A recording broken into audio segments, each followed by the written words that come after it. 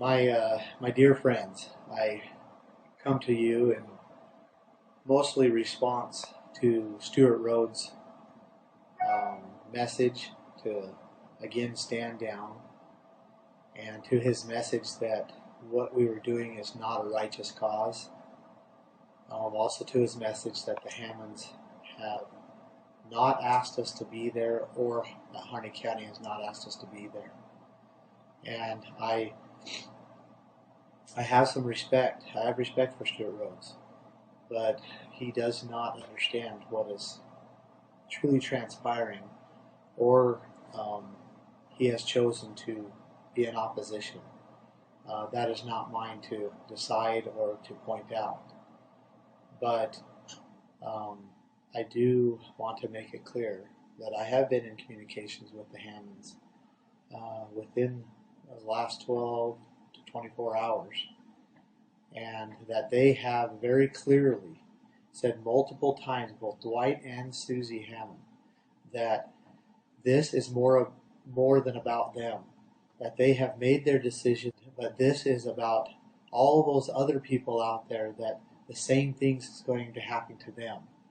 They have said multiple times that this is about Harney County, that this is about the United States and each person in it, that if we do not stand and put these things to an end, that what has happened to them will happen to more and more people. And it is that simple, that the violations of the Constitution, the blatant violations of the Constitution, will become the normal, will become a precedence. And without going into the details, this is their message.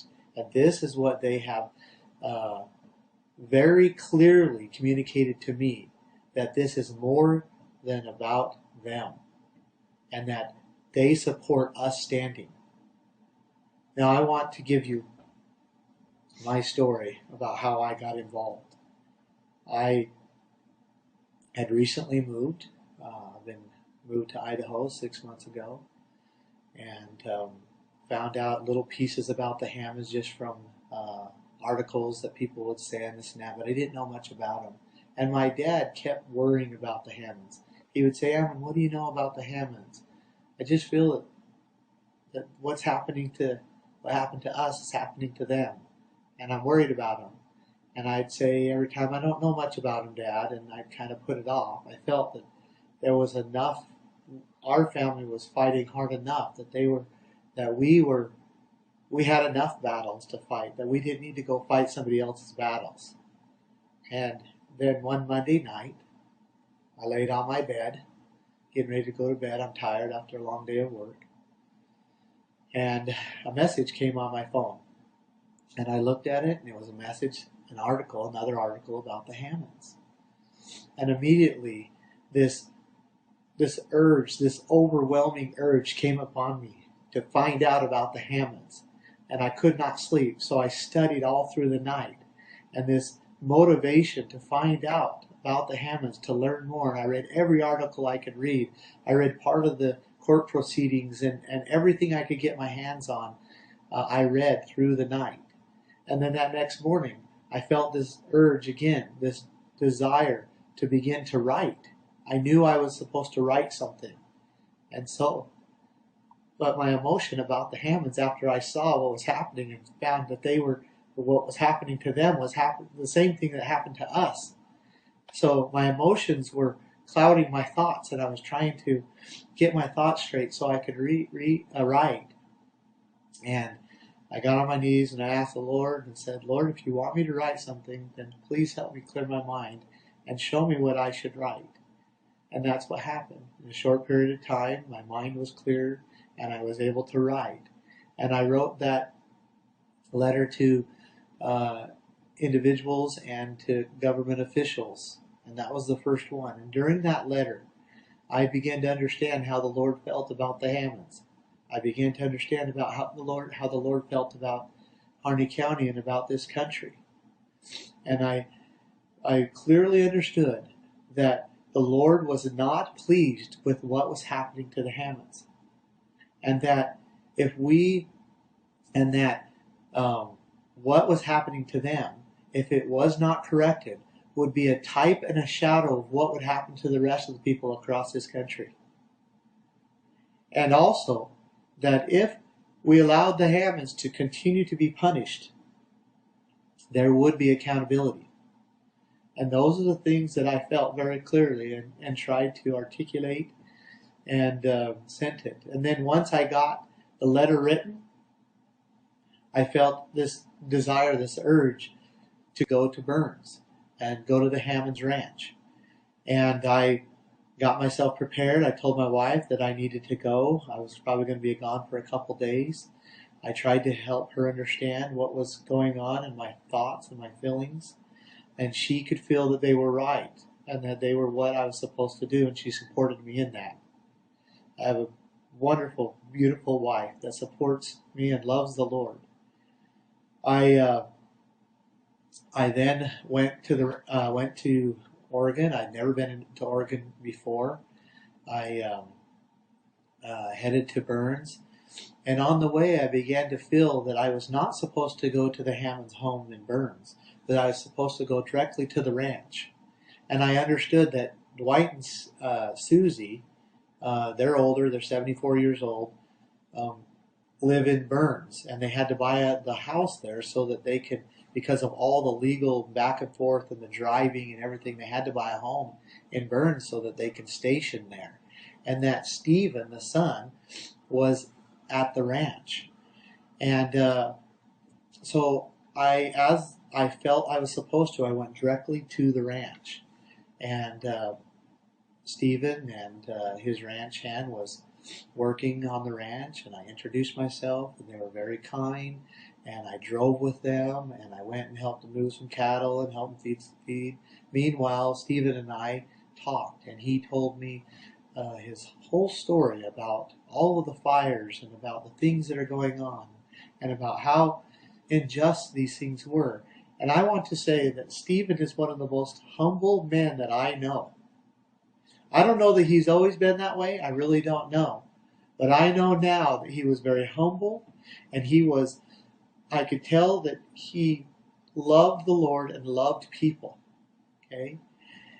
And I told him that I was here, I felt I was here to be able to help them in some way. And at that point, he began to somewhat decline the thought of needing help. He felt that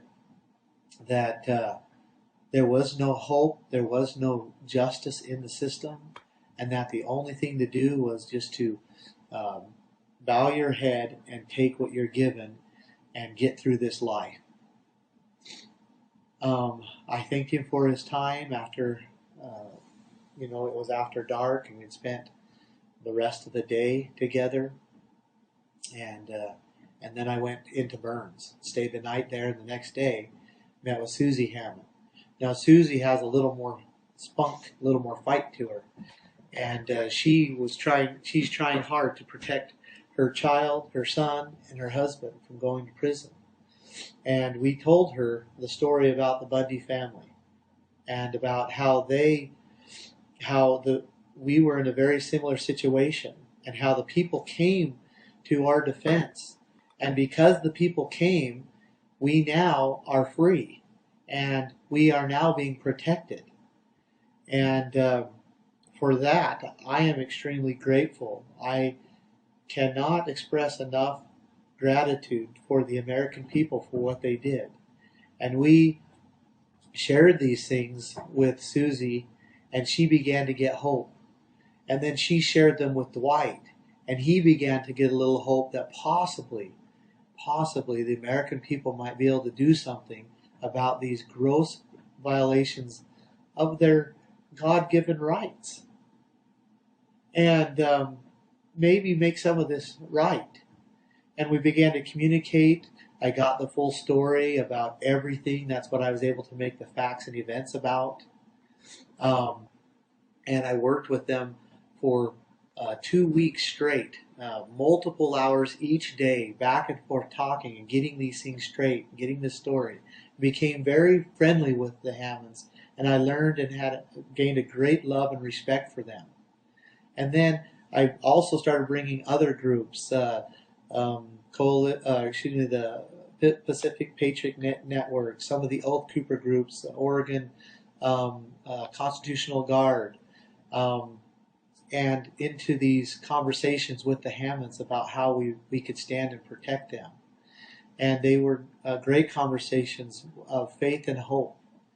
And then the U.S. Attorney's Office caught wind of what was going on and called the Hammonds lawyers and told them that if the Hammonds did not end communications with us, that they would detain the Hammonds early, Dwight and Stephen early, and that they would put them in a less desirable prison.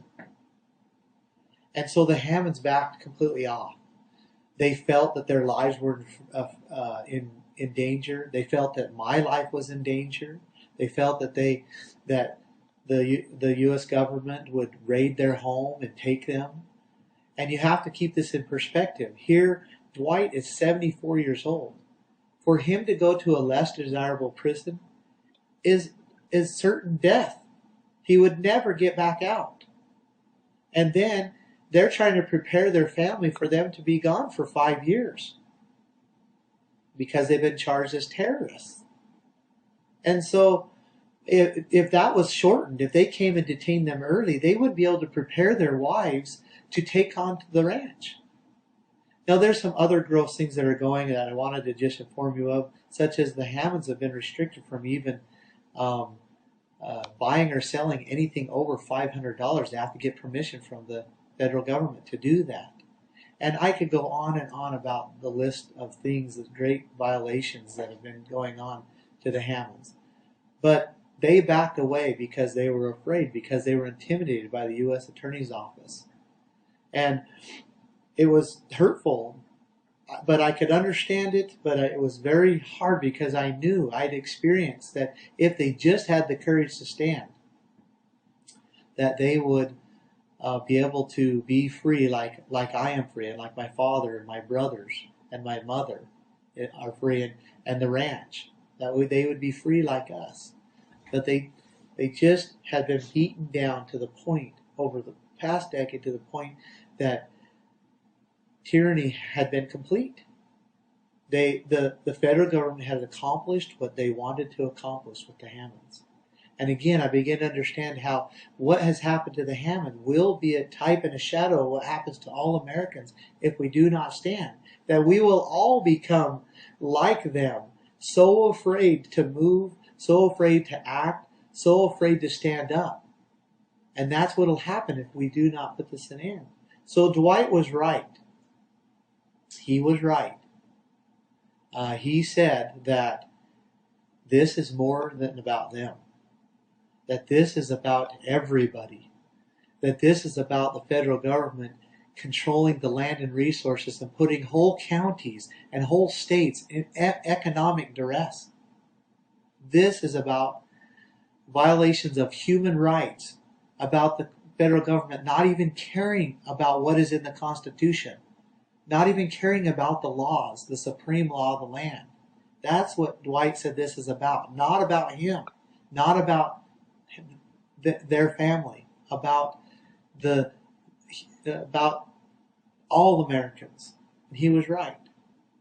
Now, I left Burns, and I've been down there many, many times, met with the Hammonds many, many times, and I did exactly what the Lord asked me to do.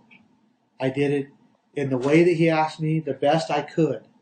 And He works with imperfect people, but I followed Him, and I did the best I could in the direction that He gave me. And then I didn't have any direction anymore. For a very small period of time, a couple days, I was like I'd accomplished, and I wondered if I had done all that I was supposed to do. And I reached out to the sheriff as I was asked, tried to get the county commissioners and the county to stand up.